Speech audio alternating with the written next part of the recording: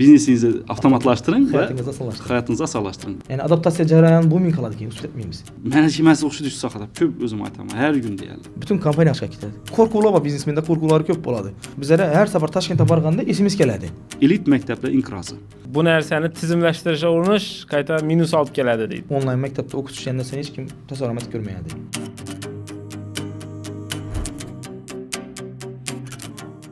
Assalomu alaykum. Amon School maktabini podkastlarini davom ettiramiz. Hammaga ma'lumki, biz podkastlarimizni 3 xil mavzuda qilamiz. Birinchisi meditsina, ikkinchisi biznes, uchinchisi huquqshunoslik sohasi bo'yicha. Oldingi ko'rsatuvimizda biz doktorimiz bilan gaplashdik. Endi bu safar biznesmenlarimiz bilan, balki biznesmenlarimizni og'irni yengil qilish bilan shug'ullanadigan biznesmen bilan gaplashamiz. Bugungi mehmonimiz Aqli kompaniyasining asoschisi Hikmatullo Baxtiyorov bo'ladilar. Yana shu rahmat. Podkastimiz Xorazm Shevada bo'ladi deb umid etamiz. Sababi men Toshkentda gaplashsam sal network. Bo'ldi. Podkastimizga kelganingiz uchun katta rahmat. Rahmat sizlarga katta taklifingiz uchun. Endi xudo xolasa endi Jamshidni bilasiz. Negativ savollar beradi. Endi xabar olib turasiz. Xudo xolasa. Lekin topolmasmiz. Men endi biroz sizni nangizni uzoq vaqtdan beri Zoshni bilaman. Umumiy do'stlarimiz bor. Yana bu yerda o'tiribdim.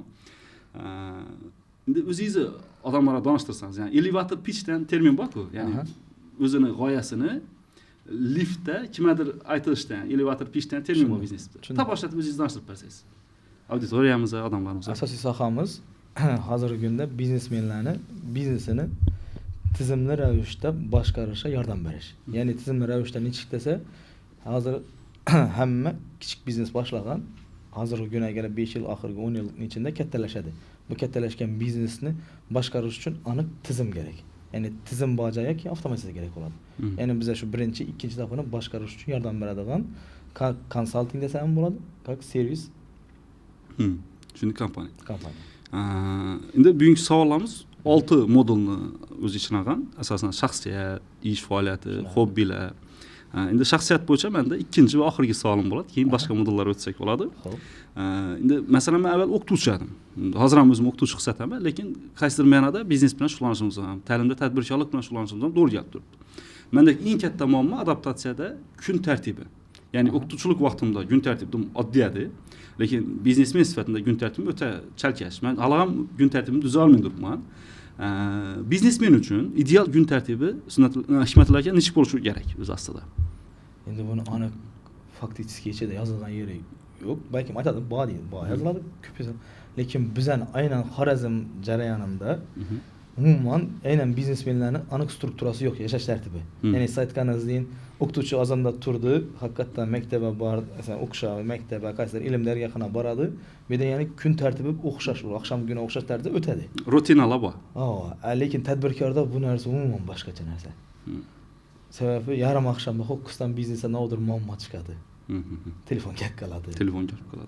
Nodir o'xshamay qoladi. U eng katta stresslar boshlanadi shu vaqtda. Birdana qo'ng'iroq hamma narsani buzib beradi. Shuning uchun uyda aynan qaysi tadbirkor aytishi mumkin, masalan, hamma narsam standartda, time management ham ahamiyat beraman, men to'g'ri yashayman desa, bu menimcha tadbirkor emas, biznesmen emas. Endi hozirgi kunda bizning sharoitimizda, lekin bu narsani o'tgani bo'lishi ham mumkin, chunki uni yashab o'tish kerak boshda. Uni yashab o'tmayincha sanacha siz aytgan time management amaliyot qilgan biznesmen menimcha chiqmaydi. O'zingizdan chiqgan tartibi. Bizda ham shu. Tushunarsiz? Ya'ni tushunarsiz ham nechik? Bu yerda asosan mohiyat bir dona narsada. Biznesda biz baribir biznes egasi bilan ishlaymiz. Ya'ni B2B segment bilan ishlaymiz. Bu yerda har qaysi biznes egalari har xil muhitda yashaydilar. Shuning uchun bizdan ham aynan bir qaloq solingan yo azonda 9 da turdim yo 8 da turdim yo 6 da 7 da turdim degan narsa yo'q. Bir kun azonda 6 dan uchrashuv olib chiqib ketamiz. Shuning kunlar bo'ladi, dangi 5 da 6 da uchrashuv bo'ladi. Bo'ldi, uyda siz azonda men 7 da turishim kerak edi degan narsa yo'q. Keling, men boshqacha savol beraman sizga. Ya'ni bitta men vazifam shu tartiblashtirish shu intervyuni. Keling, vaqt emas, kun tartibida nimalar bo'lishi kerak? Shunga o'taylik. Masalan, asosiy vaqti ma'lum emasligini men tushundim. Lekin eng kamida yaxshi biznesmenning kun tartiblarida nimalar bo'lishi kerak o'zi atribut sifatida? Sportmi, sayohatmi, kitobmi? Ya'ni idealni aytaveradi. Idealni aytadigan bo'lsak, birinchi navbatda bizga ko'pchilik biznesmen haqiqatan ideal deb biladigan biznesmenlarimiz tong saharni 5 da boshlaydi. Erta uyg'onish bo'lishi kerak. Erta uyg'onish bilan boshlaydi. Ikkinchisi, ya'ni meditatsiya deydi ko'pchilik yoki sport. Ya'ni meditatsiya, ibodat yoki sport. Shu narsalar. Keyin biznes boshlanadi. Kun tartibi biznes boshlanadi. Keyin obeddan keyin hamma asosiy ish qismi obedgacha bajariladi. Obeddan keyin shaxsiy rivojlanish boshlanadi. Demak, ko'pchiligida tartib asasa bo'ladi. Tartib asasa bo'ladi. Ko'pchiligida shu shaxsiy rivojlanish bor. Menimcha siz ham asosiy sloganingiz, ya'ni shioringiz biznesingizni avtomatlashtiring va hayotingizni osonlashtiring. Demak, agarda siz bilan ishlayotgan ko'pchilik kompaniyalar odatda shuni aytadi. Shunda tushunsak bo'ladimi? U narsani aytsak ham bo'ladi, lekin degan joyi bor. Bu jarayon bir marta, ikki martada amalga oshib ya'ni bu yerda nechikdir sehli tayoqcha yo'qdirki, bu biz bir marta bizning faoliyatimizdan foydalangan, bizning servisimizdan foydalangandan keyin biznes tartibi o'zgarib qolmaydi o'zidan o'zi. Ya'ni u yerda chunki u biznes strukturasi o'rtacha 5 yil, 10 yil, 20 yil ham bo'ladi shu tartibda. Uni biz 1 oyda, 2 oyda, 15 kunda, 20 kundan boshlab bilamiz. Qaysi kimdir gashadi. Minimum vaqt 60 kun, 90 kundan keyin adaptatsiya bo'lgandan keyin uzoq proses davom etadi. Shundan keyin o'zgarishlar ko'rsanib boshlaydi. Ko'pchilik darrov birdaniga o'zgarish bo'lishini istaydi. Lekin aslida o'zgarish katta biznesda tez bo'lmaydi. Tim qiynalashadi. Biznes kattaygan sayin, men o'zim ham tushuntiribman, qandaydir o'zgarishlarni aytish o'ta ko'p qiyin bo'ladi. Kuningizni osonlashtiring degan vaqtda, demak siz avtomatlashtirish jarayonida asoschini yoki direktorni kun tartibini o'ngirasizlarmi? Endi kun tartibine girinmiz. Yani asatlaştırış deganning birinchi qisqa bir zo'r yeri siz uxlashingizdan oldin halovatsiz uxlaysiz. Asosiy tadbirkor. Nechun halovatsiz uxlaydi desa, hech kim o'ylamaydiki, bu navdan foyda etdim, navdan zarar etdim, nav o'zi sotildi, nav ishatdi masalan. Tadbirkor sotuvchi bo'lsa agar yoki xizmat ko'rsatuvchi bo'lsa, kimga xizmat ko'rsatdim? Inchidan odamga xizmat ko'rsatdim men bugun. Yoki navdir uslug sotadigan bo'lsa, men uslugimdan kimlar foydalandi? Haqiqatan sizning biznesingizda kimlar foydalandi o'zi bugun? Ya'ni shu savollar sizda yechim topiladi birinchi. Shu savollar yechim topilganida stress yo'qoladi desak bo'ladimi shunda? Masalan, ko'p odam boshlanadi, yo'q, stress yo'qolish kamayadi. Bir mijozimiz bo'lgan, aytadi, men avval deydi, har kun qo'rquvda uxlar edim deydi. Menda nima o'tirdi biznesimda deganda. Bilmaydi-da, bilmaydi. Bilmagandan keyin stressda. Bilmaydi, stressda. Keyin biz shu avtomatizatsiya jarayonini boshladik, ishlar bo'ldi, keyin tizimli ravishda ishlashni tushuncha berdik. Bu boshladi bo'lgan vaqt, okey, 1-2 yildan keyin men shu narsani 6 oydan keyin biz unga qo'shimcha qo'ldan telefon berdik. Telefonda programmasini qo'yib, ustanovga o'rgatganimizdan keyin halovatim qaytib boshladi. Endi avvalgi katta og'riqlar yo'qoldidan kichkina mayda qirchalar paydo bo'ldi. U boshqa narsalarga savollarga javob topish qiziq bo'lib boshladi. Bu vaqtgacha u savollar qiziq emas edi unga. Ya'ni asoslanishadi deganda, shu eng asosiy muammolar bor, qo'rquvlar bor, biznesmenda qo'rquvlar ko'p bo'ladi. Shu qo'rquvlar birinchi, ikkinchilari ketdi shu. Shu asoslashdi. Yurak yog'i yo'qoladi, dish yog'i qoladi. Endi asta-sekin birdaniga hammasini davolab bo'lmaydi-ku. Zo'r. Endi menimcha ish faoliyatini ham chuqurlashtirib ketib boshlasak bo'ladi. Ya'ni shaxsiy karyera bo'yicha endi ishga girishimiz kerak. Asosiy masala baribir. Biz o'quvchilarimiz biznesmenni atributlarini asl maqsadimiz shu podkastdan. Tushunarli. O'zi Aqli kompaniyasiga biroz to'xtalsak, men endi bilaman, lekin o'zi nima bilan shug'ullanadi? Shu haqida biroz ma'lumot bersangiz. Biz hozirgi kundagi asosiy vazifamiz xalq ko'pchilik biladigan tarafi avtomatizatsiya. Avtomatizatsiya deganda faqat uyda raqamlashtirish, raqamlar bilan ishlash emas. Ya'ni qo'shimchasini tizimli ravishda ham tizimni yo'lga qo'yish. Ya'ni avtomat bilan birga qachonki avtomatizatsiya ishlash uchun tizim kerak. Pastda tizim bo'lishi kerak. Ha, fundament tizim bo'ladi. Tizimsiz avtomatizatsiya ishlamaydi. Lekin shuning jarayonlar bo'ladi, hozir ham bor. Avtomatizatsiyani qo'yadi, majbur o'sha avtomatizatsiyada, chunki davr zamon talabi ham bo'lib turibdi. Ikki tarafi bor. Qo'yadidan keyin shunga yarasha tizimlashadi.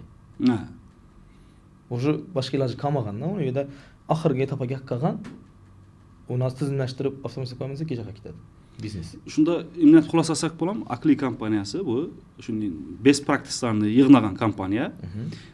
Ya'ni o'zi qassani ishlatib yuritilishi kerak, skladni ishlatib yuritilishi kerak. O'shalar hammasini biladi. Best practice'lar yig'nalgan. Shu bo'yicha endi boshlagan tadbirkorlari bu bo'yicha ma'lumot beramiz.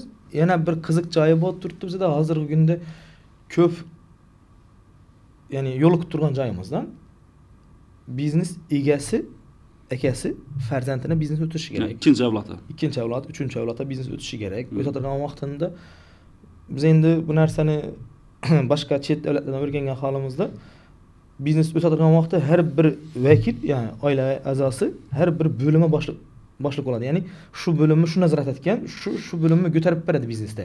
Ya'ni biri finansni ko'taradi, biri HRni ko'taradi, biri marketingni ko'taradi, biri sotuvni ko'taradi. Ya'ni biri avlod sotuvni zo'ratib berkitadi, oxirini yetirib berkitadi. Undan keyingi avlod yana keladi, HRni zo'ratib berkitadi. Bu bilan kompaniya uzoq umr ko'radi. Biz hozir shuni tushuntirish ishlarini olib boramiz. Ko'pchilik kompaniyalar shu narsani olib boramiz. Ya'ni seni davringga kelgan vaqtda o'sha kompaniya neni dastlabkasi turibdi haqiqatdan? HR'dami, yo marketingdami, yo sotuvdami? Shuni gap birga islohotali. Bizda outsourcing kompaniyalarimiz ham bor, birga ishlashamiz. Moliyasidan ham yordam beramiz, marketingdan ham yordam beramiz, HRdan ham yordam beramiz. Ya'ni o'z strukturani tuzishni chegaramiz kerak bo'lsa. Ana undan keyin avtomatlashtirsa bo'ladi. O'zi avtomatlashtirish shu etapda ketib turadi, sababi bu etapda ketmayinchasinacha biznesda bizga sonlardan ham kerak bo'lib qoladi o'rtalarida. Shu sonlarni olib turishimiz kerak. Ya'ni adaptatsiya jarayoni bo'lmay qoladi, keyin o'sib ketmaymiz. Ya'ni bizga qo'yilgan davr qisqa bo'ladi, tez avtomatlashtirish kerak deydi, lekin bu yoqda struktura ham tayyor bo'lmay turadi-da unda. Endi siz aytib turgan avtomatlashtirish jarayoni menimcha endi men o'ylayman, to'g'rimi xatom, endi o'zingiz o'ylaysiz, bu oxirgi jarayondan bu. Undan burun birinchi bo'lib lavozimlar taqsimlash, bizda bu narsa yo'q shakllanmagan ko'pchilik. Tizimlarni yozish, tizimlar hamma o'zlari yozib bo'lgandan keyin ustuna xodimlar chekishlari bo'yicha ish yo'riqnomasi shakllanishi kerak, bu narsalar yo'q. Aqliy nima bilan shug'ullanish shunda? Ya'ni A'dan Z'gacha girami yoki faqat endi qaysi qismlardan yo'q, buni talaba qarab kiradi. A'dan Z'gacha girishi ehtimoli katta, 99% holatda biz shuni o'zi targ'ib etamiz, lekin klient avtomatizatsiya so'rab kelgan vaqtda avtomatizatsiya berib ketaveramiz. Ya'ni talabdan gap taklif beramiz. Men bir statistikalarni ko'rdim.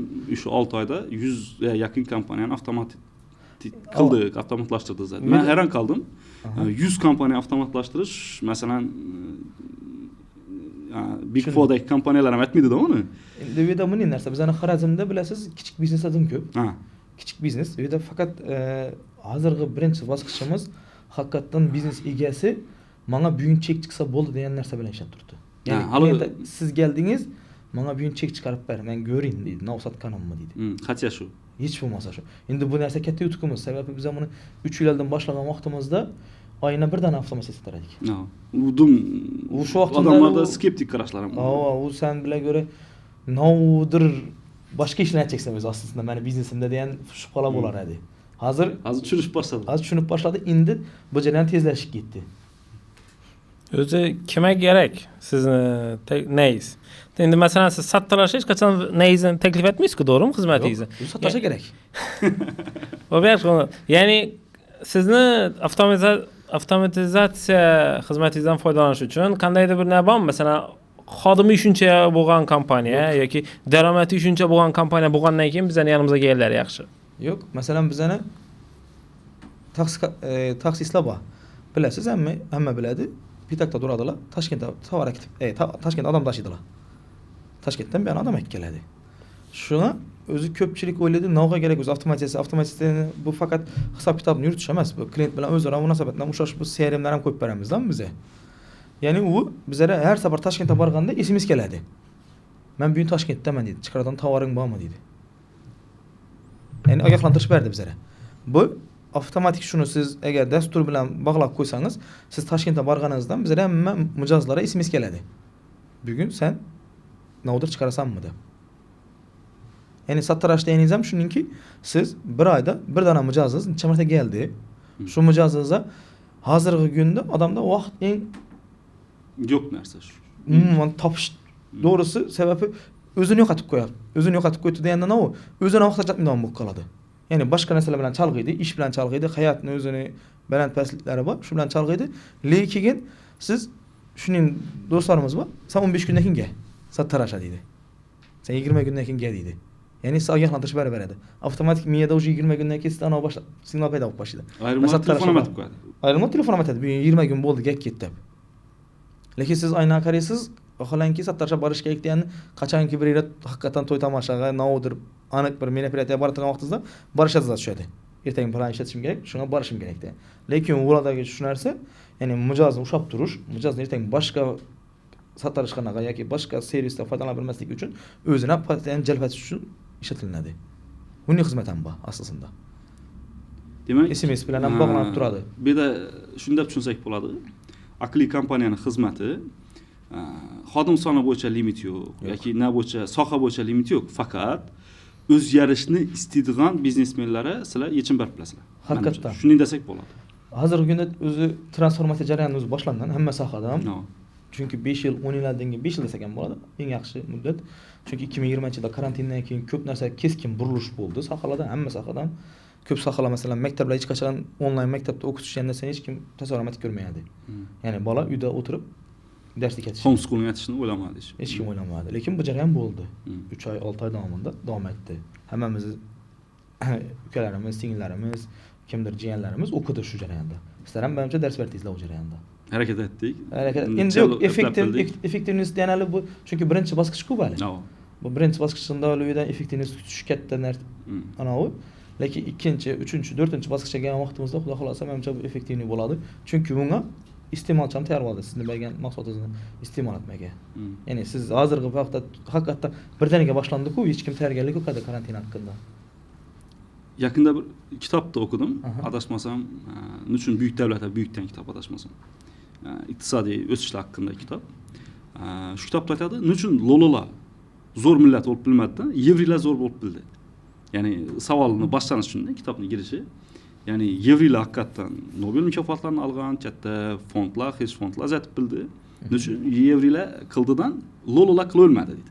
Şimdi ahırında bir yine neye daha kap geldi. Yani ola o'zgarishni istadi. Tayyoradi, o'zgarib turdi. Kutdilar. Shuning o'zgarishni istab turadi. Ko'p buyuk shaxslar bor-ku. Biz o'zgarishmasak hech qachon o'zimiz yo'qolib ketamiz, pashlanib ketamiz degan g'oyalari bo'lar edi mana. Demak, buni biznes ham tatbiq etsak bo'ladi. Kim o'zgarishni istasa, o'sadi, o'zgarishni istamasa qolib ketadi. Va hozir o'zgarish avtomatizatsiya bilan, tizimlashtirish bilan bo'lib turibdi. Endi, bu bir qismi omili. Bu yerda shuncha omillar ko'p biznesda. Biznes egasi bilishi kerak, ko'rishi kerak, o'qishi kerak, o'zini ustida ishlashi kerak, isloh etishi kerak bo'lgan holatlar, faktorlarimiz ko'p. Hozir biz shuni tushuntirish bilan boramiz. Hozir o'sha qo'llanmani berib boshladik. Trening qismini ham ta'minlaysan? Ya'ni bardingiz, avtomatizatsiya bardingiz. Biznes egasi, biznes savodxonligi, ya'ni avtomatizatsiya ishlamaydi turibdi. Yoki ishchilari bunga qarshilik bildirib turibdi. Demak, siz shunda treninglar ham o'tib boshlaysan? Bizda mening avamiz bor. Proses bor. Azcha pauzada turibdi. Sababi biz buni kattaroq miqyosda olib o'tish planimizda bor aslida. O'tgan yil davomida, adashmasam 3-4 spikerni biz oldistirdik Toshkentdan. HR'laringizda xorim bor edi. HR'dan oldistirdik, keyin marketing oldistirdik, finans oldistirdik. Shu sababi bizda og'riqni konkret bilamiz-ku. Ya'ni har kun ko'rib turibmiz, har kun gaplashamiz biznes egasi bilan. O'nlagan biznes egasi bilan gaplashamiz. Eng asosiy og'riqni eshitib, uni bo'yicha o'zlarimiz ko'rib chiqdik. Eng katta og'riqlar bo'yicha mavzu tayyorlatib, shu mavzuda chiqish olib berdik. Ya'ni spikerlar shu mavzuda kelib, mutlaqo bepul yuzlagan tadbirkor qatnashdi.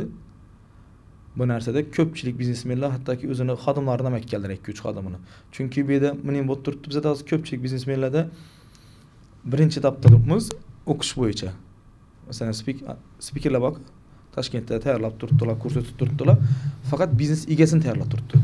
Lekin xodimni tayyorlab turgani yo'q. Siz yondan eshitgan ma'lumotingizni kelib 90-80% ham yetirib berib bilmaysiz. Qaysidir yerdan chiqadi, qaysidir o'tishga boradi, yo'lda qoladi. Shu sababdan bizdagi maqsad iloji bo'lsa xodimi bilan kelsin, iloji bo'lsa shu o'zini biznesda sheriki bo'lsa, sheriki bilan kelsin, qo'shimcha og'riqlari bo'lsa kelib, shuni shuda 1 kun, 2 kunning ichida o'rgatiladi edi. Seminar treninglar bo'ladi. Shunda qatnashsa, savollar yechim topadi. Agar bunday muammo haqiqatan kattaroq, haqiqatan og'riqli bo'lsa, ana masalan, keyin borsin, Toshkentda o'qisin, boshqa davlatdami, nida shunga doir mavzudagi kurslar bo'lsa, olib foydalansin degan maqsadimiz bor edi. Keling, yana bir nima bersam, qandaydir roadmapda hali, masalan, biznesmen ko'rib qoldi bizlarni yoki katta ehtimol bilan biznesmenning bolalari yoki kelajakdagi biznesmenlar ko'rib turibdi. Ular hamma xatolar etmasdan sakrab o'tish uchun, ya'ni doğrudan-doğru avtomatlashtirish jarayonini o'tish uchun qaysi qadamlar bosib o'tish kerak o'zi aslida. Ya'ni masalan avtomatlashtirish bu uyning tom qismi bo'ladigan bo'lsa, fundamentdan kelsak, ya'ni Hikmatullo shunday bir roadmap bersangiz, tushundim. Noldan avtomatlashtirish jarayonidan checklistlar. Endi biznes egasi asosan gerek narsasi, ya'ni biznes egasi qaysi etapdan boshlashi kerak, bu yo'nalishni necha bo'ladi desangiz, birinchi og'riqdan boshlashi kerak. Og'riqqa yechim etishdan boshlashi kerak. Og'riqqa yechim etmayincha u boshqa sohalarni ko'targani bilan og'riq kuchayadi, o'zine zarar beradi. Shuning uchun aynan og'riq boy yeri yechimdan boshlasa, birinchi etapni ana keyin qolganini aqliga murojaat etaversin. Bundan bo'ladi. Zo'r, alib zaramiz o'ylanib turibmiz hali. O'zi podkastning asosiy maqsadim shu, besplatniy konsultatsiyangizni olish. Yordamingizda esa xursandmiz. Rahmat. Keyin Jamshidning savolini yana bir takrorlayacakman men. Ya'ni so'radilar, qaysi turdagi bizneslarni umuman avtomatlashtirish kerakmidi? Sizda bir zo'r javob bor ekan bu bo'yicha. Men Instagram'da ko'rdim. Endi u haqiqatan endi avtomatlashtirish degan narsa to'g'ri kattaroq mavzu, kattaroq temani tushuntirsa bo'ladi. Haqiqatan o'lgan biznes avtomatlashtirish kerakmidi? Nima kerakmi? O'lgandan keyin uni endi foydasi yengizgandan keyin doğulman biznes.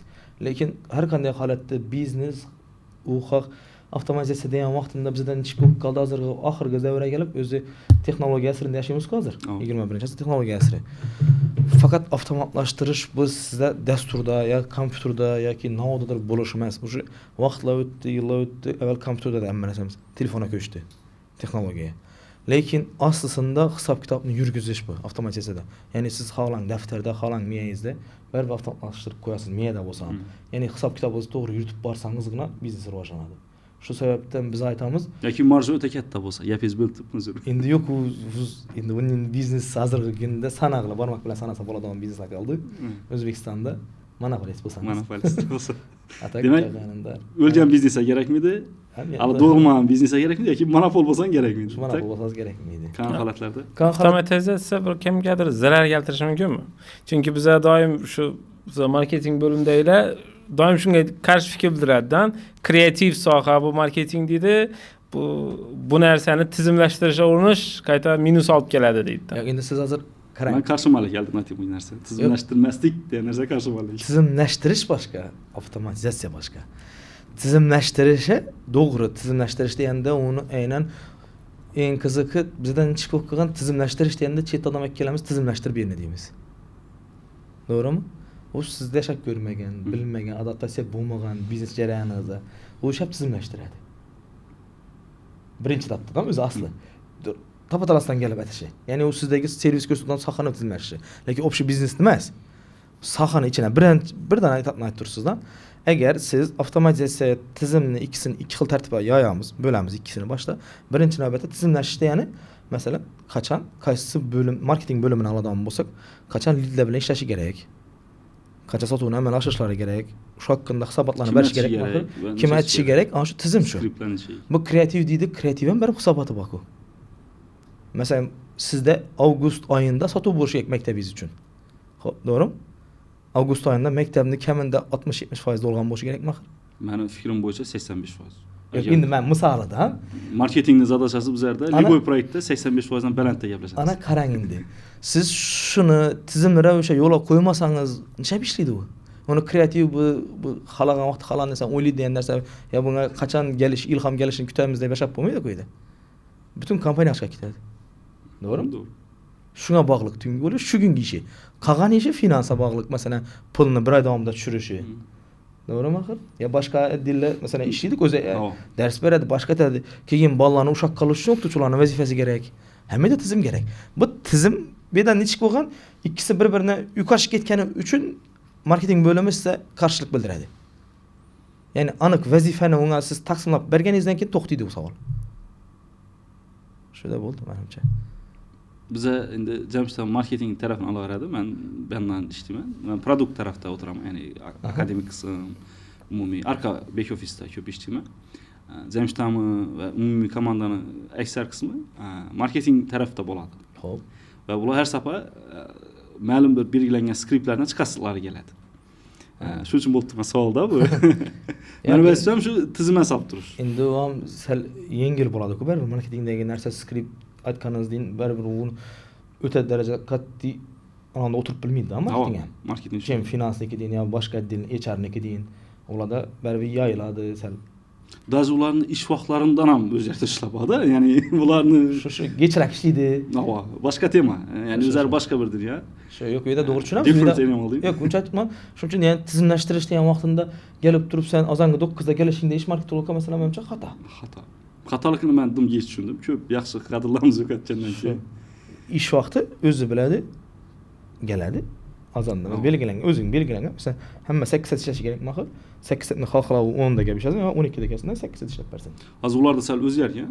Zadashani yapsa bo'ldi. Ya'ni ular Trello'lardan zadashlar o'tadi.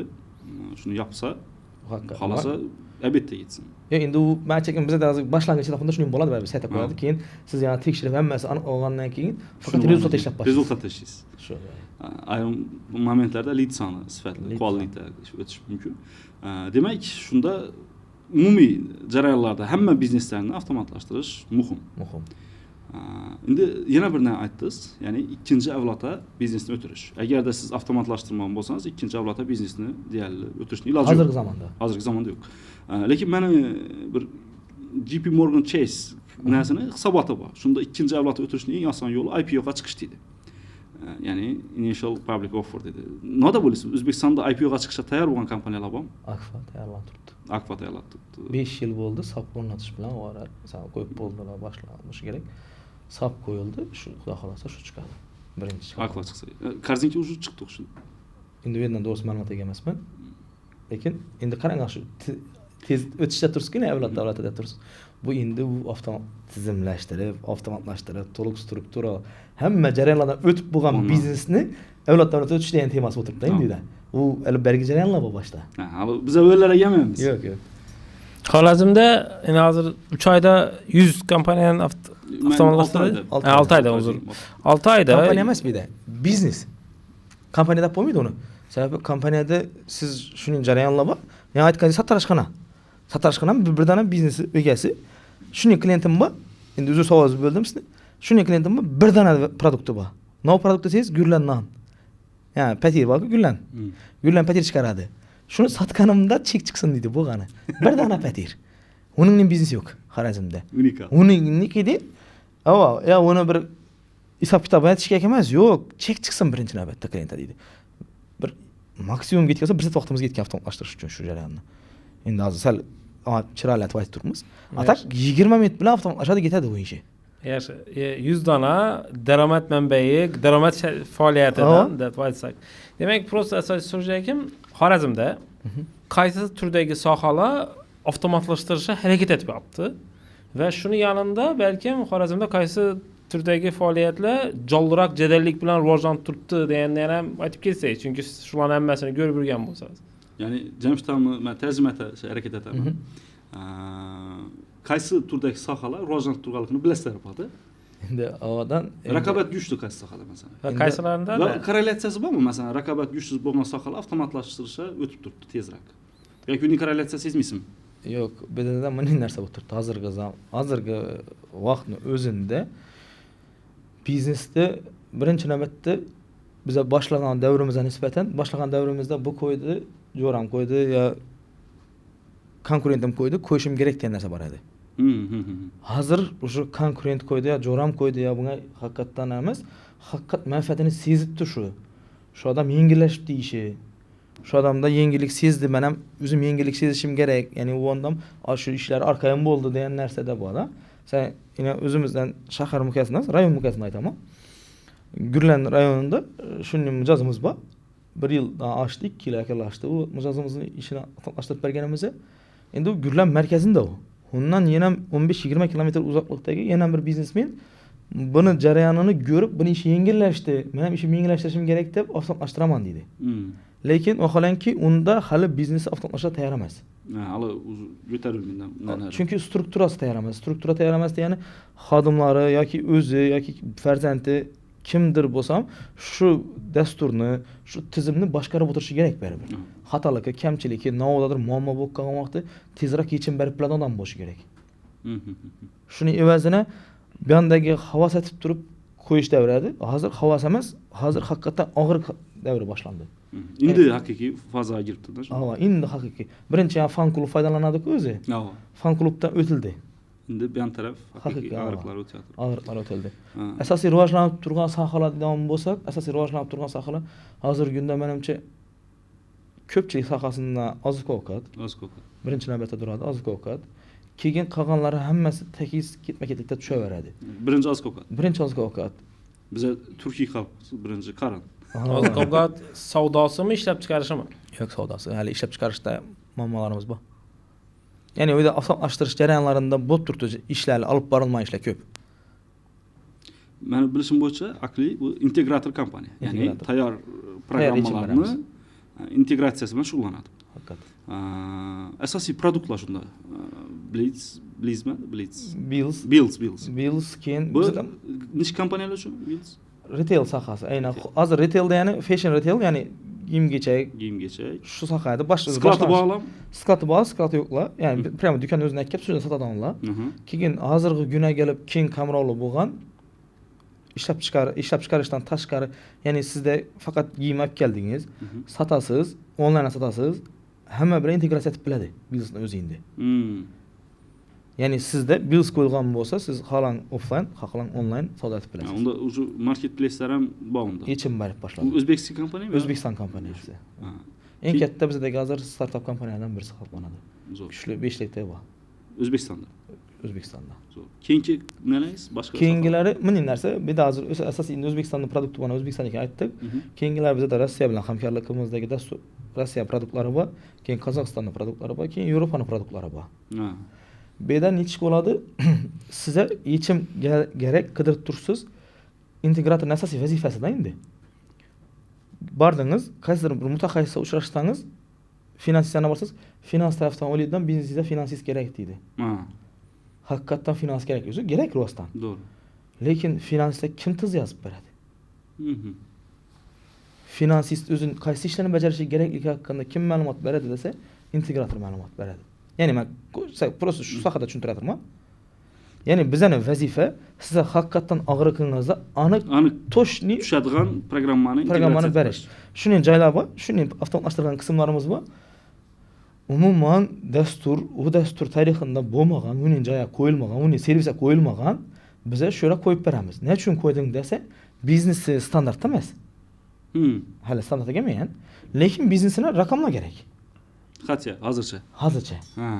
Shuni o'rtada bog'lab turish uchun bir ya'ni qisqa davrga moslashgan bo'lsam dastur kerak. Даже adaptatsion davri uchun ham dastur etib turamiz. Shuni ishlab chiqarishlarimiz bo'lgan, o'zi retail aynan tayyor turgan do'konlarga qo'yiladigan dasturlarni ishlab chiqarish ham qo'yib turamiz.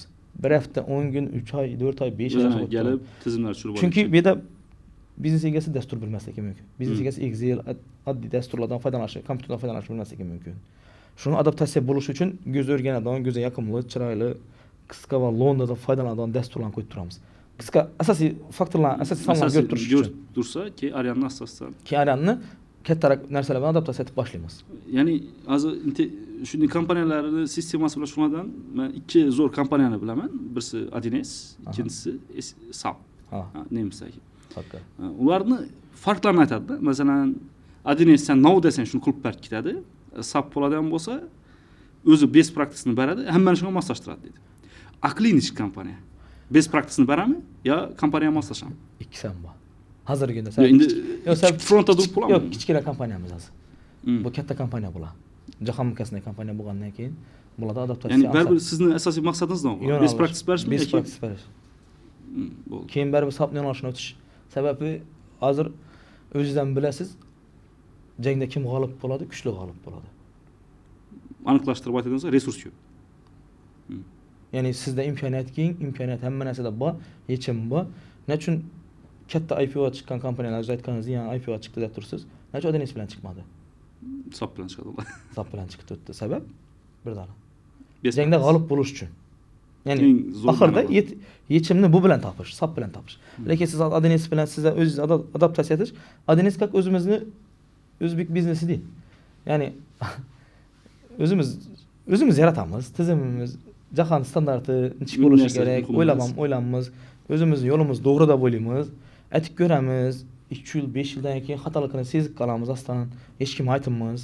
Korkağımız ne desek, bir gülüşü mümkün, bir hata düşünüşü mümkün. Yaxşı demizden göz yumamızdan başından programı çakırıp ünbeni doğrulap verdiğimiz.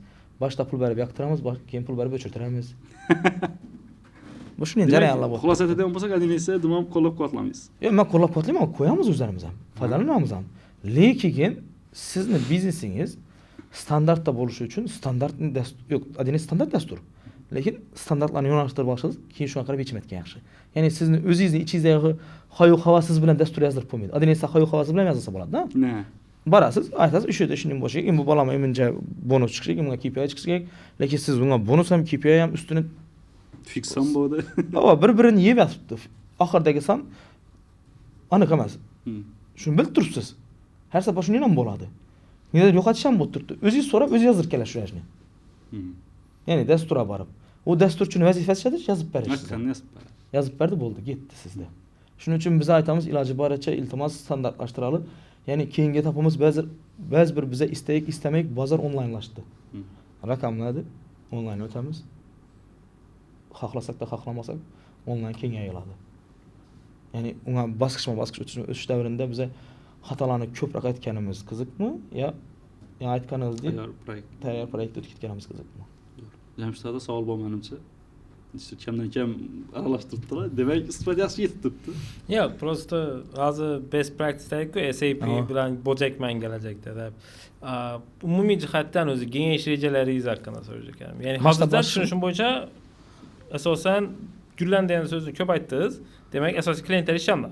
Yo'q, prosta sizga aytishga ansat. Gullan deyishimizning sababi hamma tumanda, hamma regionda u aytganidek haqiqatan 6 oyning ichida 100 degan narsa sonli katta son bo'lgandan keyin u birdan nuqtadan o'zida shakllanmaydi. Birdan regionda shakllanmaydi. Viloyatlararo bo'lsa. Viloyatlararo ham bor, vodiyda ham bor. Vodiy ham borib kelamiz dashu. Toshkentda ham qo'yamiz. Uni bizda makon, joy, manzil saylanamiz. O'zgaruvchan biznesmen bo'lsa, shu kim tayyor bo'lsa, shu haqiqatan ishlayajak, o'zgarajak, bir rivojlanaman deydigan bo'lsa, biz tayyormiz yanında bo'lmoqqa. Har doim. Chunki bizda navdir salohiyatimiz yetishsa, navdir ilmimiz yetishsa, shuni so'rasa, shu narsani o'rgat yo shu narsani olib chiqib bizdan ham desa, biz tayyormiz shu narsa bilan ular bilan baham ko'rmakka. Shu bizlarda hozir adashmasam shu Akliya o'xshash kompaniyalarda talab o'ta yuqori. Masalan, biza PhD uchun yoki magistratura uchun chet elni nalarni ko'rsak, ma'lumotlar bazasini ko'rsak, deyarli har qanday ma'lumotni topsa bo'ladi. Lekin Xorazm uchun, o'zimiz yashab turgan yer uchun o'ta kam ma'lumotlar bor. Masalan, bozorning yo'mqisini, aholini ehtiyojlarini nechik, shunday haqida ma'lumotlar o'ta kam. Balki aqliy qaysidir ma'noda so'nglik bilan database bo'lishi ham mumkin. Ya'ni ma'lumotlar yig'ish bilan shug'ullanish mumkin. Vaqtda o'zimizning yo'nalishimiz bor. Aynan shu bo'yicha ishlaymiz. Keyinchalik baribir bu narsani olib chiqishimiz kerak. Az aytgan kompaniyamiz bor, Bills. Billsda shu narsa bo'yicha aniq sonlar bilan bo'lishiladi. Yil oxirida yillik hisobotimiz bor. Aniq ko'rsatib beradigan bu yil ehtiyoji elektrotexnikaning ehtiyoji ko'paydi. Bu yil retailniki tushdi. Yo bo'lmasa qaysi sohalar oshib botir. Ya'ni integrator kompaniyalar yoki SAP o'xshash yoki Adinesa o'xshash katta kompaniyalarning asosiy vazifalaridan yana birisi ular bizneslarni yaxshilashtirishdan tashqari aholining ehtiyojlarini o'zgarishina bo'lgan ma'lumotlar bazasi bilan berish. Hozir biz shunday ma'lumotlar topilmay turibmiz, ayrim sohalar bo'yicha. Shuning uchun ham Oracle birinchi o'rnga chiqdi-ku. Shu data bo'yicha chiqdi. Buni hamma endi bu yerni aniq bo'ldi-ku bu yerni. O'zim uchun savollar bor-da, hozir shunda gapingizni sal bo'layapman. Xorazm bo'yicha biroz ma'lumotlar yig'ilgan bo'lsa, ya'ni sohalar bo'yicha shulardan foydalanish uchun nechash mumkin? Yo hali ma'lumotlar yetarli emasmi? Endi ma'lumotlar birinchidan yetarli emas. Sababi sayyoz ma'lumotlar ko'p ichida. O'zi asosida bu narsani qayta ishlash kerak.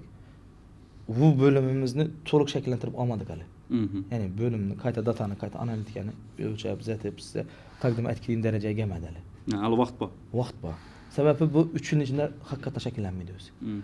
Eng qiziqi bu narsada hozir yana qarorlar ham chiqdi. Davlatning aralashuvi ham boshlandi raqamlashtirish bo'yicha. Davlat statistikasini ko'proq aniqlashtirish, ya'ni sonlarni to'g'irlash bo'yicha menimcha yaqin 1-2 yillikda to'liq ma'lumot olsangiz bo'ladi. Bizlarda aynan hozir hududlar bo'yicha o'ta ko'p ma'lumotlarga ehtiyoj sezamiz.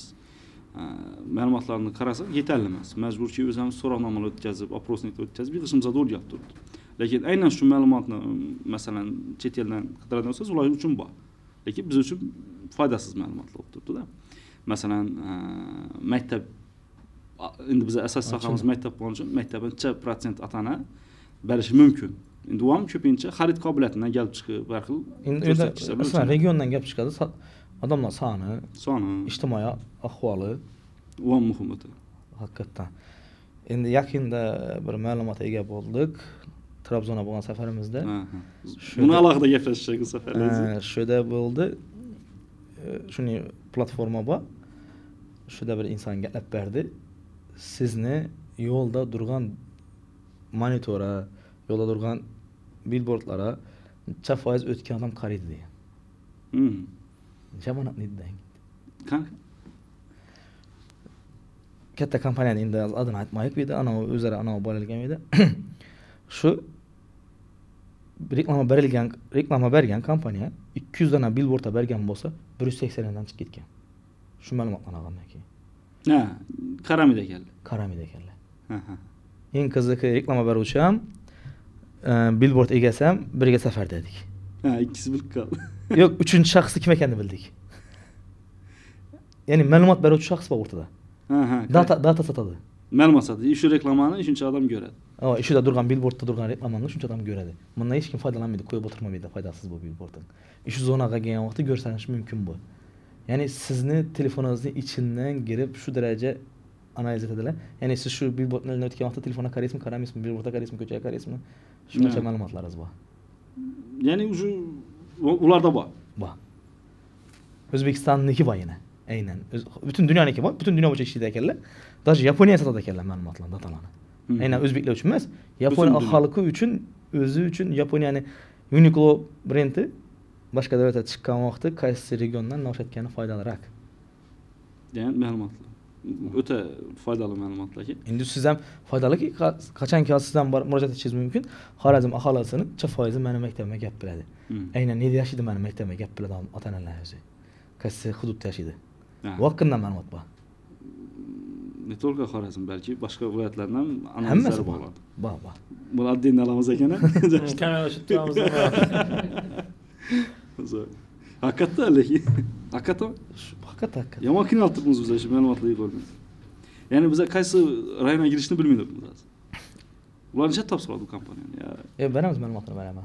Azimбек, sana omonat endi bu. Operasin tamomsin. Jamshidda savollar bor menimcha. Ben Jamshiddan mumkin emas ekan. Men ya nalani hali ham shu beda ya 100 nani ichindaman. Shu o'ylamoqman.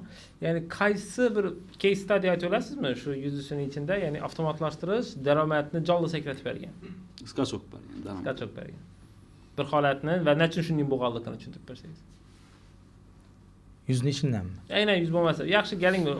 Ma'lum oxirgi yillardagi faoliyatingiz davomida. Shuncha oziq-ovqatni aytamizda biz ko'pincha. Ansatrak aniq sonlari ko'rinadi, tez ko'rinadi. O'zi undan ammo qaytadan gapimiz oziq-ovqat magazinlarida shunday holat bor. Siz kalkulyatorda bosib tursangiz, vallahi nolda adashasiz. Necha sanasangiz ham kunda kamida 3-4 marta adashiladi. Bir spiskani 5 marta hisoblaydi.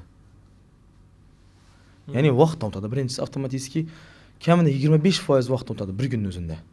Stress. 3 odam ishidan yeri 2 odam ishlasa bo'ladi keyin. Demak, ishchidan ham o'tib qoladi. Ishchidan ham o'tadi.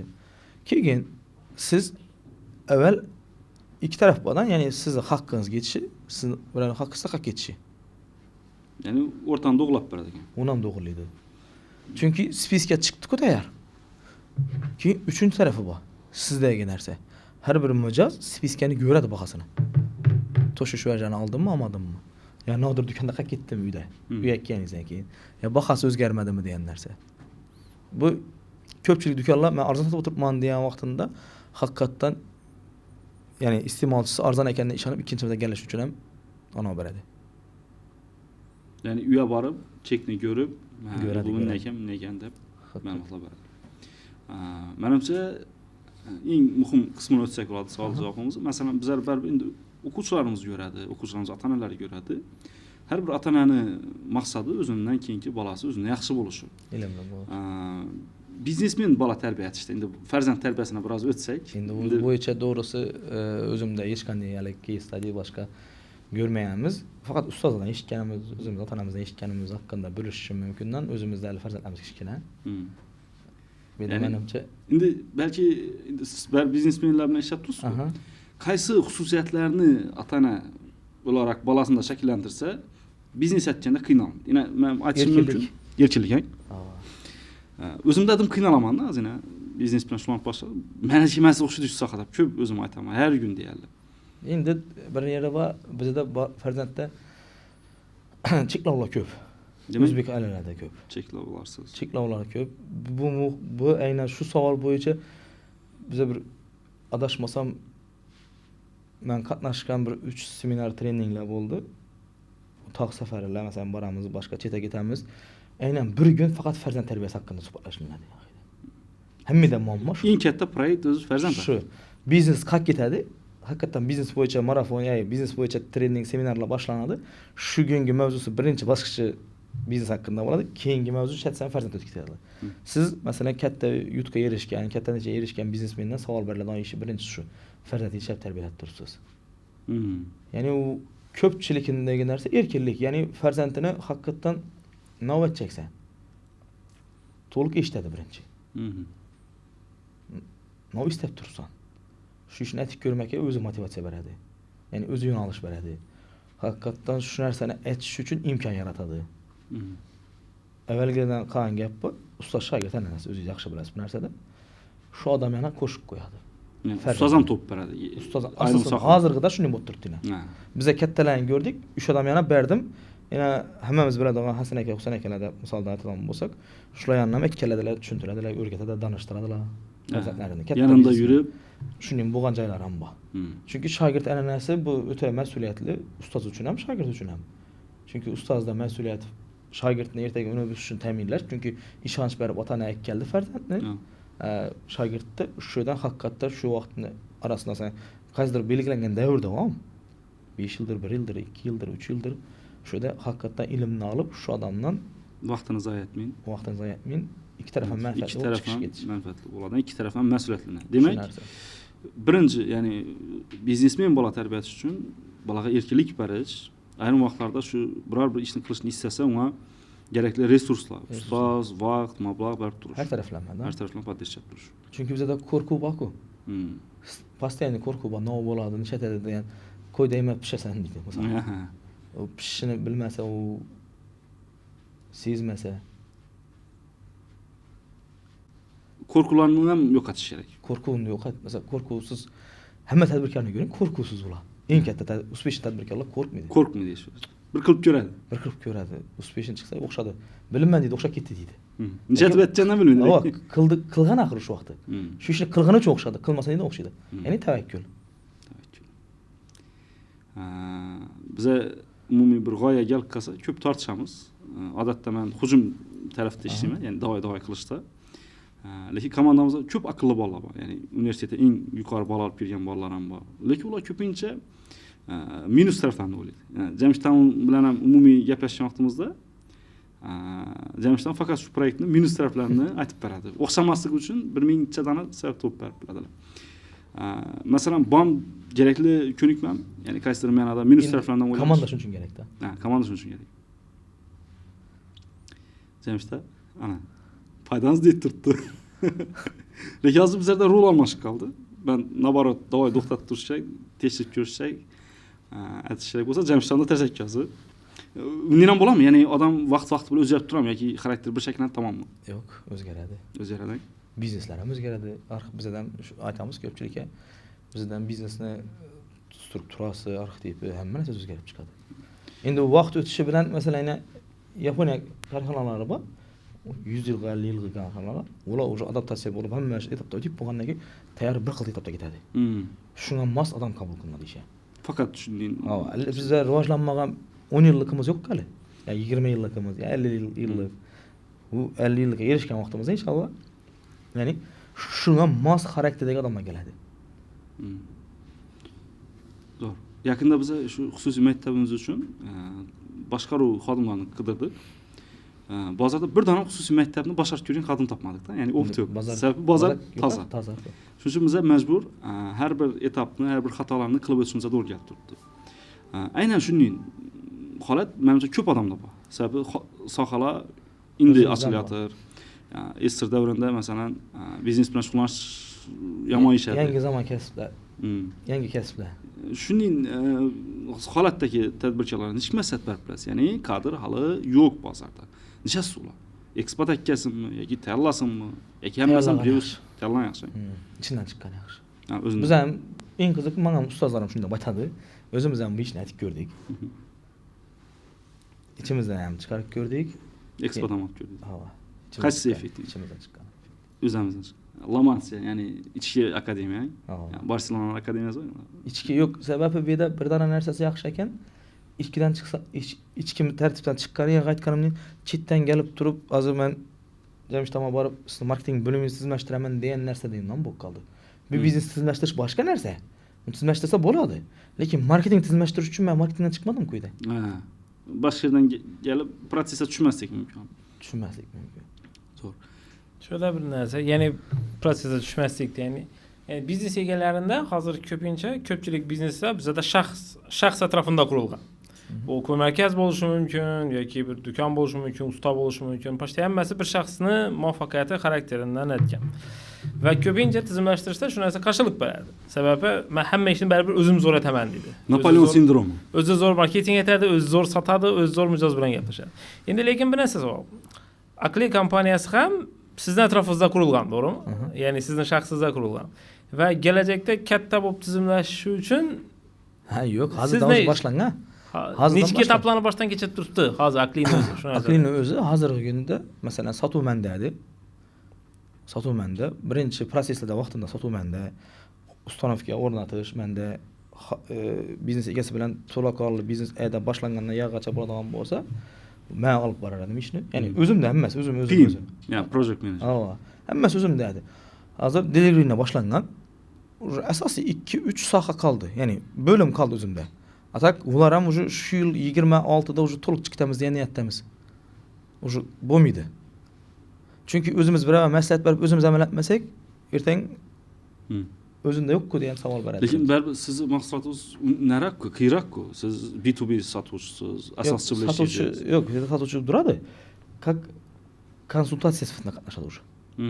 Sotuvchi sifatida qatnashmaydi. Masalan, hozir aytganingizdek kichik biznesda dedim-ku. Kichik biznesda men aralashishim kerakmidi o'zi? Ha, o'zi. Hozir kerak. Ha. Chunki bu yerdan biz tayyor shablonlarni berib, ya'ni aytilgan ishlar haqida ma'lumotlar to'liq bazasi bor, aytilishiga qo'ygan ishlar ham bor. Shu jarayonni men noldan boshlagan vaqtimda yanimda yurgan shogirdlar bor. Ya, ular topshirilgan. Ular topshirilgan. Checklist etilgan. Checklist etilgan. Shu jarayonni etap-etap ular bajaradi o'zi. Men sizdan bajaradi. Hozir biror loyiha asosida unga project manager qo'yib, o'sha atrofida komanda beriladimi yoki hamma bir yopisham? Yo'q, hech har kim xodimlar bo'linadi. Masalan, ishlab chiqarishni xodimi отдельный, zavod fabrikalarniki отдельный, skladlarniki отдельный, oziq-ovqatniki отдельный, restoranniki отдельный. Ya'ni har qaysi bo'lim bo'lib. Demak, har bir sohaga qarab komanda bor o'zi. Ha, shu komanda o'zi ketadi, shu ishlaydi. Bu yerda masalan bir vaqtning o'zida 5-6 restoranni masalan tasavvur etib avtomatlashtirish bo'ladigan bo'lsa, ya'ni yo'mqisini o'zi Aqlini. Aqlini yo'mqisdi 10 bo'lim. 10 bo'lim. Demak, bir vaqtning o'zida 10 proyekt. Bir vaqtning o'zida 10 proyekt. Bir bo'limda bir vaqtning o'zida 2 proyekt yo'q. Bir bo'limda bir vaqtning o'zida 2 proyektdan parallel ketgan vaqtlari bo'ladi. Ya'ni aytganimdek 1 dana, 2 dana, 3 dana vida o'zali bazada talab ham shunday. Ha. Ya'ni talabga qarab taklif yaratib bilamiz. Ya'ni talabga qarab taklif yaratib beramiz.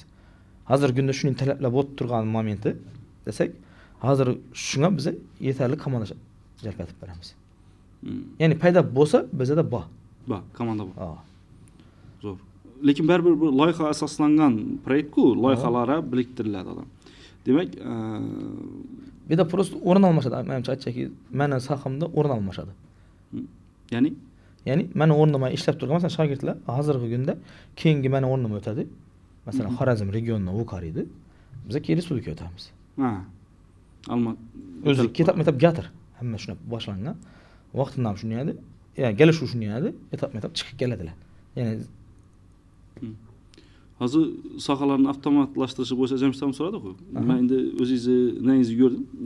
o'sish trayektoriyangizni boshlab oziq-ovqat, ya'ni sklad bo'lgan kompaniyalar, keyin qurilish, keyin restoran sohasi, shuning davom etib keladir. Bu talab yuqori bo'lgan sohalarga birinchi girish bo'yichaki marketing nelar bo'lganmi, qarorlar bo'lganmi? Endi o'ram bor.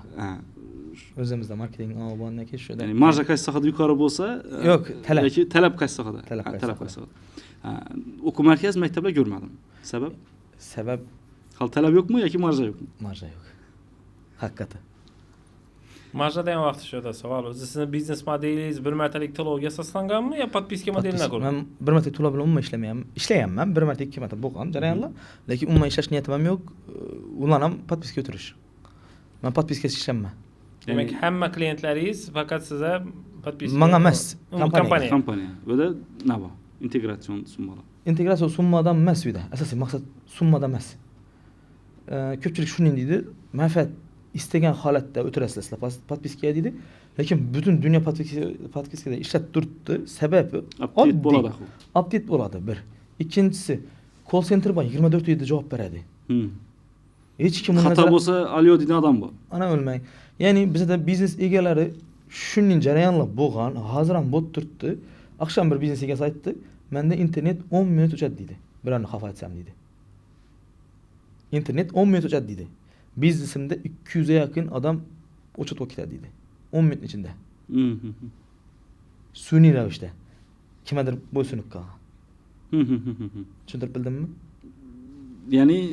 Ya'ni bu yerda siz kimnidir xizmatidan foydalandingiz. Shaxsning xizmatidan foydalandingiz. Bizlar shuncha shaxs emas, sizlar kompaniyaning xizmatidan foydalanamiz. Kompaniya putur yetishni istamaydi hech kim. Chunki kompaniya ichida 1000 odam yashaydi. Haqiqatan manfaat topadi. Bu yerda kimdir o'zini manfaatini yo'qotishni istamagandan keyin hamma majbur ishlaydi. Bu yerda bir dona shaxs. Atishnikka bog'langan bo'lishi mumkin. Kimdir bog'langan. Vaholanki atishnik serveri, vaholanki yana navg'adir ham. Shuning uchun biz iloji boricha aytamiz, hamma narsani oblakka tashlab, bizdan ham sen ham daxling bo'lmasin. Uchinchi shaxs saqlab beradi. Uchinchi shaxs xabar ham bo'lmasin. Ya'ni hech kim vzlom etmasin, girib bilmasin. Endi keyinchalik baribir uni o'zi hali zamon o'tib turib, ba'zi narsa ham ustida ishlatib turibmiz, serverni o'zini o'tirish degan narsalar bor, boshqalar bor. Parallel server. Oblashidan ham turadi, o'zimdan ham turadi. Buni saqlab turadigan kompaniyalar bormi hozir o'zi? Endi o'zini yaratib berib turibdilar. O'zini qo'yib beradi serverlarni. Endi ma'lumotlar kichik bo'lsa, to'g'ri. Endi kattalarniki o'zini oblashini o'tiradi. O'tiradi. Boshqalar yo'q-ku, sababi qarang, siz hozir Surxondaryoda o'tirib vodiyni boshqarib bilmaysiz-ku. Oblaka kerak-ku. O'zi asosiy avtomatizatsiya shu oblaka bilan bo'ladi bunda. Deb o'ylayman. Endi tushunchamizni taklif etamiz, iloji boricha yangilanish bo'ladi. O'zing ko'rib tursan bozor talab taklifini. Sana yangilanish kerak. Shuning uchun podpiskaga o't. Podpiska sana eng ma'qul variant. Ham qisqa, arzon, qulay. Ham update'lar bo'lgan vaqtida bemalol. Tez ketadi. Buni xabar ham bo'lmaydi kerak bo'lsa. Biznes egasi tushunmay ham qoladi. Masalan, o'zida o'zgarish bo'lganda-da. Shu jarayonsi. Zo'r. Endi asosiy ishni qo'yib, endi hobbilarga o'tsak, sababi oxirgi qismlarimizda baribir endi ishlashimiz ham o'zi aslida hayotimiz uchun sifatli vaqt ajratish uchun-ku. O'zingizning hobbilaringiz haqida aytib bersangiz. Ya'ni biznesmenda necha hobbilar bor? Hozir o'zimiz hobbiga keladigan bo'lsak, o'zimda asosan endi sportda qisqacha ko'p emas. Tennis bilan shug'ullanaman. Katta tennis bilan.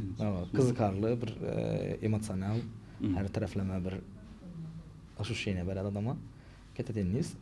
Keyin boshqa yana hobbilardan texnikalar bilan ishlash, ya'ni yangi zamonaviy, ya'ni ularni ishlatib ko'rish. Nodir yangilik chiqdi qaysi kompaniyada. U aynan nodir bizning sohaga yaqin emas, qiziq emas. Shuni foydalanib ko'rish. Yangi texnikalar. Sport. Sayohat ham bor ekan. Endi sayohat endi ichida. Hayot tarzi. Hayot tarzini o'tdi. Hayron qoldim. Endi ko'p odam aytib yuribdi-man. Sayohatda men deyarli chiqmayman ham. Vaqt yetadi.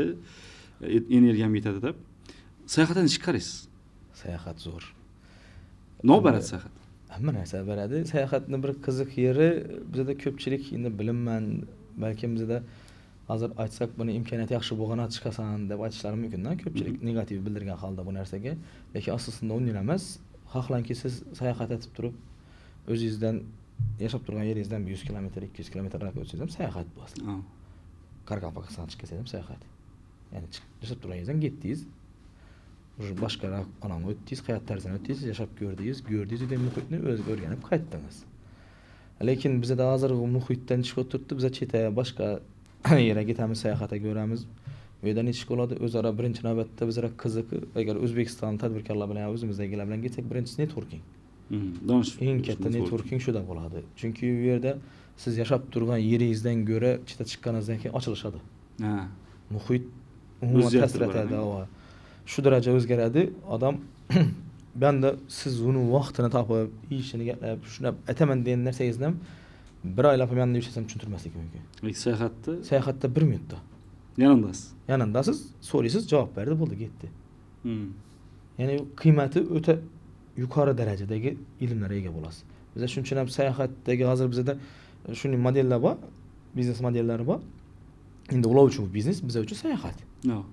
Bize katnaşamız, şöyle bargan 4-5 gün keminde boladı. 3 günlükleri var. 3 günden minimum 3 günden bir haftaya boladı. Şimdi tedbirkar köpçülük de işine kaçışıyor. İşine kaçışıyor. Şunun için kıska. Hem şu derece bir-bire adaptasiya buluş üçün hem jarayanlar yaratılgan. Ha, o seyahatin içinden hem oynangan. Oynanılgan uje. Siz üçün kimdir oynap koyup ketdi. Şu iş netez boldu. Barsanız oldu gapmy kıskası. Şu jamanın içine koşasanız avtomatik tarzda uje öğrenesiz. Keyin yana bir yaxşı yeri, mesela ondan taşqari özlerimiz jamamız bilen birge çıkamız. Mesela komandamız bilen. Çıksak yakında çıktık. Koşun davlete. Kazakistan'a çıktık. Videgi muhit yana bizane bir nojadana özü işleşe boğan iştakımız naşırdı. Ha, Kazakistan. Kazakistan. Çünkü köpçülük näsede bize bir ahalı sıfat ahalı sanımda yukarı. Sanımda yukarımız deyimiz. Bize de talep köp deyimiz bu kaysa sahalardan. Lekin en kızık yeri bizden iki diyen avtomatik sahasından aynen bir dana produktun özü 18.000 dana dükana koyulgan. Bizden Özbekistan bazarında 10.000 dana dükana koyulgan produkt yok hali. Yok evet. Kazakistan'da belki biznes eldirakta. Eldirakta. Bu bizlere işleşen yine bir motivasiya berdi. Bazarını keng örgene şeyine motivasiya berdi. Yani bazar yomkusu köpligine düşüntürüp baradı. Hakikaten. Bu da yani bize dedi, bize mesela yine 6 ayda 100 tek. Hazır siz bunu işseniz, bunda anık negatif savallar payda oladı. Bir ayda 50'ni koyamız dedi. Mümkün mü bu da? Yani saval payda oladı işte. Bir ayda 50'den yere avtomatlaştıramız. Gününe 2'de. Gününe 2'de. Paçta 3 tane sefer 20 gün 2 gün buladı. Ola 6 bazar dem anamız aldı yine. Yapıldı. Uzu Avrupa'da ola. Yok rastan biz hem hayran kaldık bu nerseye. İşte buluşu mümkün mü diyen nerse payda buldum yanımızda. Hakikat mı diyen. Lekin hakikatta sanla ben gözetip verdiler. Hakikatten arkada içten adam işe tuğanı gözettiler. Jarayanlarını toluk anlaşımız için yardım verdiler. Uları iktisatı azı $14.000 ko can başına.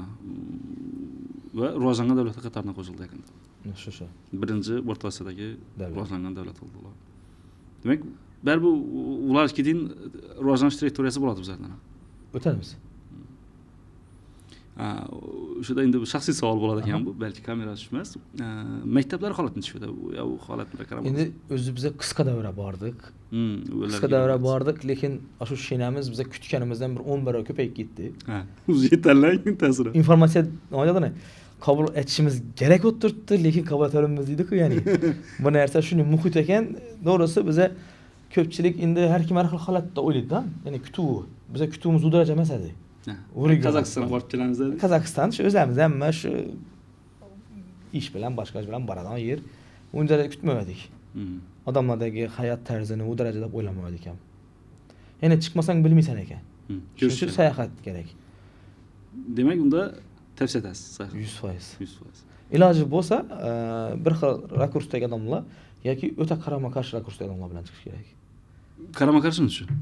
Qarama-qarshi siz borman degan yere olib boradingizmi? Ha. Shuda u muhitni ham ko'rasiz. Ne gap ekanini. Zo'r. Keyingi, balki mendagi oxirgi savol ta'lim bo'yicha.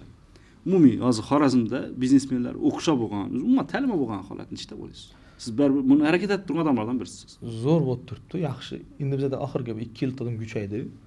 Sababi yana ko'p tadbirkorlarni ko'ramiz. Alam hozirgi vaqtda kelib turib, masalan, avval nodir hisob-kitob yuritilardi, hozir hisob-kitob yuritishlar emas.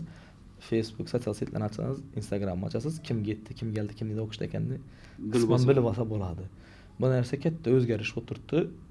yani bu aytganny bizler hem kısamızı koşamız diyen maksatda bizler hem seminer treningler teşkilleştirip turmuş. Şu narsani aynen haradım tadbirkarlarının rivajlanyşy üçin. Bunu kimdir oylaşy mümkin bu uyuşturulgan narsa. Uyuşturulgan emas. Addi bir dana formulasy erteň ilimlaş. Bunda değerli bir sakadansız. İlimlaş. Sebebi ilimlaşyş birinci ilim izlaş özümüzni anamız. İlim izleş tep neyzem gördüm. Ama hashtag bilen özüm ilim izleşte, ikincisi ilimlaş. İlimlaşda spikerlerine ekkeliş, ilacı olsa kimmedir menfaatli adam bilen suhbatını alıp durup şunu halka yayış. Köp yani spikerler bilen oturamız yam olsa hakikaten naudur neticeye erişken adam. Erişken hayat tarzında nau şu narsalarni kadamlarını basıp ötken, köp yollardan ötken adamlardan ilimini alıp durup halka beriş. Sen mıcazımız bolsun, halk bizden mıcaz bolmasın, kimdir geledi konsultasiya berdi da. Hazırki wagtlaça mesela 3 yıl dowamında hazır amelik atılyp turupdy şu narsa bepul konsultasiyamız bu. Yani kimdir gelip şu şaman dese, şu narsa işe şaman dese. Ne bakı az yapyz bölätrim özür. Men de gap bölüşüm bu belki adapsızlıktan, belki kızgınçylyktan. Yani niçin dedi kiçik diaspora dedi, etnik azlıkla rozant ketedi dedi. Mesela görseniz yine Amerika'daki Özbekler hem yaxşı boladı. Yoki bolmasa yine mesela niçin Moskvalıklardan göre Moskvaya köçüp barganlar uspешныйраак bolady degan savollar bor. Sebebi etnik azlıkla tez birleşedi eken, tez ulaşады eken bilimlerini ve ularda katalizasiya jarayony tezleşedi eken. Tez boladi. Belki sizem şu akli kampaniyası bu как ilimni katalizatoru. Yani tezleştirip baruvchi proseslerden birisi. Lekin bir muammo bor. Katalizator kimyaviy reaksiyalar tugagandan keyin o'zgarmay qoladi. Bizde şunçun hem özümüzde maksat dedik yani. O katalizatorda maksat bir danadı, bizde maksat bir emas da. Yani men şunu bağlayacak edim. Maksat ne bu? İçtimai maksatlarımız hem köp. Yani içtimai proyektler bu. İçtimai proyektlerimiz hem köp. Sebep içtimai proyektde aytganymdek formulası addi dakaladan yeri bir dana. Ahırgı jayı şu. Vana, araya. Van'daki banka. Yani banka islahat iş. Bunu islahat iş hazırdan. Sebep bir dana kızık yeri bu adam. Hiç kim bizden bunu şu wagtça soramıyor adam. Neçün bir iş ne sen özü diyen narsani. Kimdir etişi gerek bir. Kimdir etişi gerek? Kimdir etişi gerek edi bir. İkinci jayı. Yana nova ekitemiz diyen savol var. İlim ületsek siz haqsız, haq kichkina haqiqat adamadır. Nodir menfaatimizda plus. Bu narsa yana. Sadaka ijariya bolup. Ha, şunun üçün eng katta narsa ilimni o'zida qoldirib berishlik. Eng yomon narsa belki. Yo'q, eng katta bizdagi ana qo'rquv. Qo'rquv degan so'z qolib ketdi shu yerda. Eng katta qo'rquvimiz qoldirib berish o'zimizda. Bu yomon lekin bizda qolib ketsa. Shuncha qoldirish emas, qoldirmayapmiz deyman-da. Qoldirmaslik uchun harakat. Yani kimdir haqiqatan bizdan navodir so'rasa, biza unga yo'q sana bu narsani aytmayman bunga balkim loyiq emas yo to'g'ri kelmaysan deb emas. Iloji boricha unga maksimal tarzda yumshatib, ya'ni har kimda qabul qilish jarayoni har xil. Birovning IQ'si baland, birovning kifayat, birovning o'rtacha. Sizdan hozir navodir ishlamadan keldimi, demak sizdan agar kamroq, pastroq bo'ladigan bo'lsa, maksimal darajada shun darajasiga tushib, keyin taqdim etish. Yuqori bo'lsa, bu ko'pchilik biz biznes egalaridan shuni taklif etamiz. Senda IQ baland, sen IQ balandligingdan doğru sende sen zo'r rahbardirsan, lekin sen xodim bilan gaplashib olmaydirsan. Ya'ni uni IQ'si pastroqdir. Endi qaysidir? Shuning uchun iltimos sendan pastga tush. Shu bilan muloqot qil. Maktabda bir muammo bor-da bizlarda shu. Endi biza iloj boricha endi elit maktablar inqirozidan bir nima bor? Holat bor. Yani yaxshi maktabda o'qiydigan bolalarni bir muammosi bor ekan. Ya'ni endi maktab bosqich jarayonida agarda bütün iloj boricha bolalarni bosib, yenchib, qattiq o'qitib boshlasak, muammolar bo'ladi ekan degan ilmiy ishlarni ko'rib chiqdim. Shunda bir narsa chiqdi. Elit maktablar inqirozi. O'ta aqlli bolalar, yoki uzoq vaqt trenirovka etgan, miya ishlagan bolalar bir yerda o'qisa, hech qachon o'rtachadan yomon bo'lmaydi ekan, o'rtachadan yaxshi bo'ladi ekan. Lekin o'ta yaxshi bo'lish ko'rsatkichi 10% ekanda. Yani super zo'r maktabda o'qisan ham, shu bolani o'ta yaxshi bo'lib ketishi ehtimoli 10%. Lekin hech qachon o'rtachadan yomon bo'lmaydi. Undan xulosa etish mumkin, agarda bola yaxshi maktabda o'qisa, eng kamida o'rtachadan yaxshi yashaydi. Ayrim holatlarda 10% super yaxshi bo'ladi. Unicorn kompaniya quradi. Endi qiziq yeri, oddiy public school deydi, ya'ni davlat maktablaridan ham vilkasal uzyurak. Yomon ham bo'lib ketadi, o'rtacha bo'lib ketadi, lekin super zo'r bo'lish ehtimolligi o'dan 10% ekanda. Shunda bir savol tug'iladi. Bu bola super zo'r maktabda o'qiydi, mana imkoniyati 10%. Oddiy maktabda o'qigan bolaning imkoniyati 10%. Keyin shuni tushuntirib beradi. Shu elit maktabda o'qigan bolaning eng katta muammosi faqat aqlli bolalar bilan, faqat aqlli ustozlar davrasida o'qiganligi uchun oddiy, aqlsizroq, o'rtacha IQsi pastroq odamlar bilan gaplashavermaydi deydi. Natijada u ertaga bir kun produkt yaratsa, bitta aqllovchi yaratadi. Hammani bir xil ko'radi shu vaqtida. Oddiy ishchisi bilan ishlayolmaydi. Ular muammo shu dedi. Ya'ni elit maktabning inqirozi dedi. Biznesmenlardan ham bo'ladimi shunday holat? Shunda bo'lib turibdi. Bo'lib turibdi. Bizda yaqinda IT park rezidentimizdan shuda shuning narsa bo'ldi.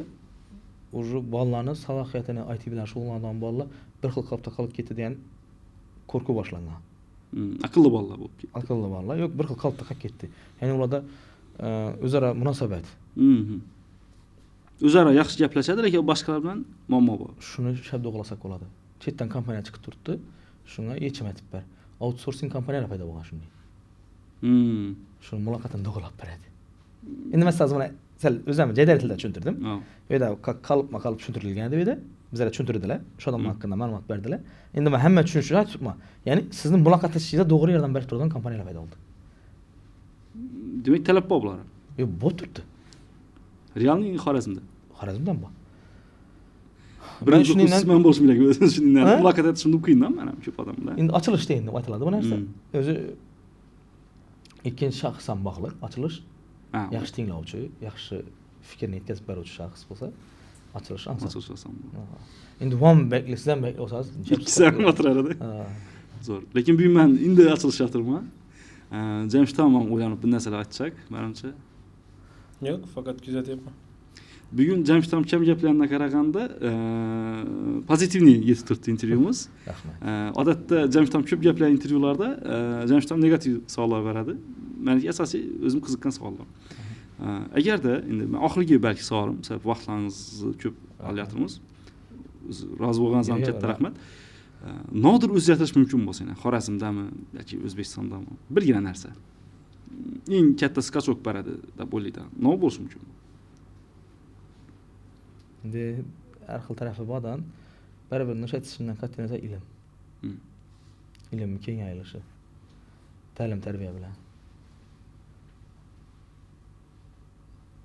O'zingiz bilasiz bu gapni hozir siz to'liqroq yetkazishim uchun ilm bizlar hayot ya mamot, ya najot, najotdir deydi. Ilmdan boshqa narsa bizani hech qaysi olib chiqib bilmaydi. Ya'ni bu yerda ilm degan vaqtda aynan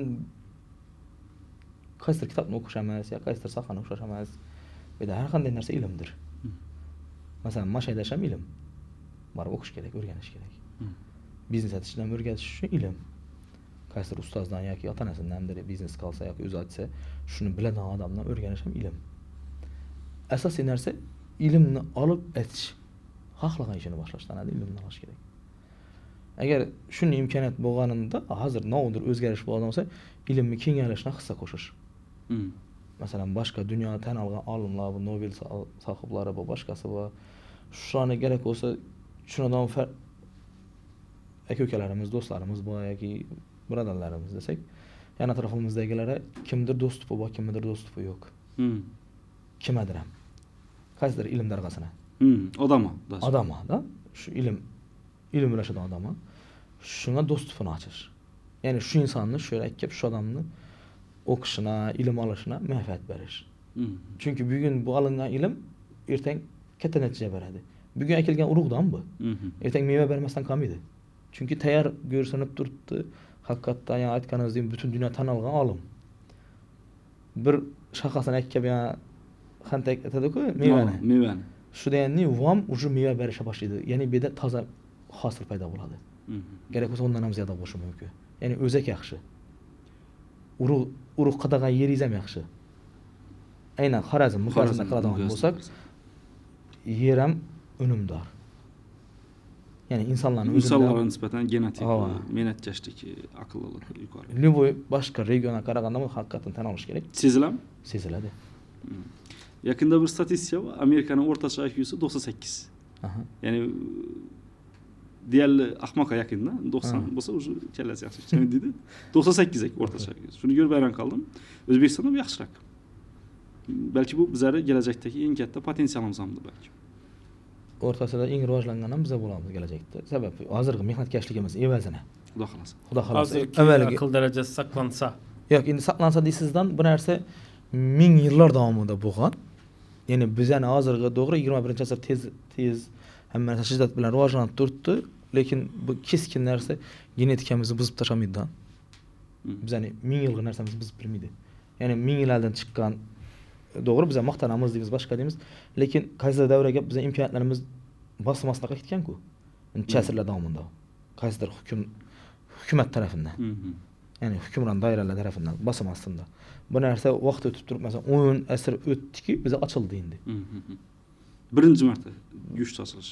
Go'sht ochilish. Eng oxirgisi, menimcha adashmasam, Xorazm shohlar davri. 1200-yillar.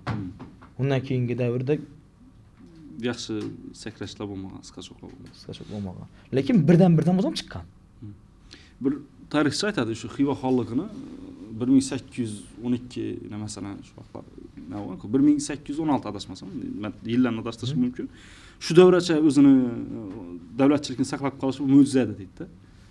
1511-yilda boshlangan xonlik shu darajada turishi, o'ta chegaralangan resurslarda mo'jizadir buncha turishi deydi. Endi o'rtada turgan axir. O'rtada turgan. Katta imperiyalar yaqinlashib qolgan vaqtida ham o'rtada turishi katta mo'jiza deydi. Va yagona xonlik deydi, 3 marta Rossiya narsani qaytarib bergan deydi. Haqiqat. Endi bu yerda har xil narsa bor-ku. Har xil narsa bor. Endi ulardan girmaymiz ma'qul. Sabab men tarix bo'yicha ekspert emasman. Tushundim. Ya shuncha aytchakim, menimcha asosiy ilm eng katta o'zgartirishimiz kerak bo'lgan narsa ham, o'zgarishga hissamiz qo'shishimiz kerak bo'lgan narsa ham. Qag'ani o'z-o'zidan molekulyarniy движение shu narsa. Zo'r. Endi oxirgi savol bilan yakunlayotganlikdan, lekin shu yerda savol paydo bo'lib ketdi-da. Endi aqliy rivojlanishda turibmiz-ku, ya'ni ilm olishlarga kerak. Lekin bizani umumiy xalqimizda va bizneschilarimiz ham shu narsa ko'p natiradi. Bizda ko'p kopiyalash bo'ladi. Vaqtinchalik. Ya'ni eng qiziqi navbatda bizda ko'proq Turkiyadan kopiyalaymiz-da, biznesdan, biznes yuritishdan, g'oyasidan. Vaqtinchalik. O'samiz bu davrda. Hamma davrda, hamma davlatning buning davri bo'lgan. Bütün rivojlangan davlatlarni qarasangiz ham o'tgan u davrda. Hozir siz biz hammamiz zo'r deb yuradigan ko'rsatuvlar bor, sizki ularning qaysidirlari 90-80% Yevropadan kopiyalangan. Bu kopiyalanish bor. Oddiy holat. Prosta kimdadir o'xshaydi. Zo'r o'xshaydi kimdadir. Picassoning gapi bor-ku, yaxshi rassomlar chizadi, buyuklar ko'chiradi dedi. Balki kopiyalash ham yaxshi narsadir. Ishidan narsa bo'lsa. Lekin ishlab turibdi. Katta rahmat. Umid qilamizki, bu oxirgi suhbatimiz bo'lmaydi. Shuning o'zida sizni Amon School'ni biznes fakultetida yoshlar shu narsaga joli qiziqadilar va sizni Amon School'ga trening o'tkazisha va bolalarga biznesni avtomatlashtirish bo'yicha masterclass o'tib berisha. Endi onlayn ravishda sizni taklif etib turibman. Va'dangizni olib bo'ldi. Eldirakdan xabarlashib, eldirakdan planlashsak inshaalloh. Sababi aytganingizdek o'zimiz ilm izlashdamiz. Hali kerak narsa yetishib olmadik. Qisman ham yetishmadik deb o'ylayman. Shuning uchun ya'ni eldan avada berib havo desak ham xatolik bo'ladi. Shuning uchun agar shundan ortiqcha vaqtda bo'ladigan bo'lsa, jon ustuna. Kimdir manfaatimizda esa. Ishonaman. Menimcha bu siz oliy maqsadingiz ham tushadi, sabab ilmni izlash va uni ulashish. Ikkinchi qismi shuda ekan, ulashish. Va bizlarda biznes fakulteti bor. Aynan biznesmenlar chiqishini istaymiz. Sababi hech bir soha ekonomikani erkin biznesmenlarchalik o'stirilmaydi ekanda. Ne mineral resurslar, ne tabiiy boyliklar. Faqat qiziquvchan, erkin yoshlar o'stirib turadi ekan. Biz aynan shunday maktab bo'lishni istaymiz. Yaponiya. Shuning uchun aynan sizni xudo xolasa maktabimizda biznes bo'yicha treninglaringizni kutamiz. Rahmat katta. Va'dangizni oldikda bo'layman. Xudo xolasa, albatta. Shuni qoldirish kerak kamerada. Katta rahmat. Salomat bo'linglar. Sizlarga rahmat katta taklifingiz uchun. Offline ham ko'rganimdan so'ndim. Rahmat katta.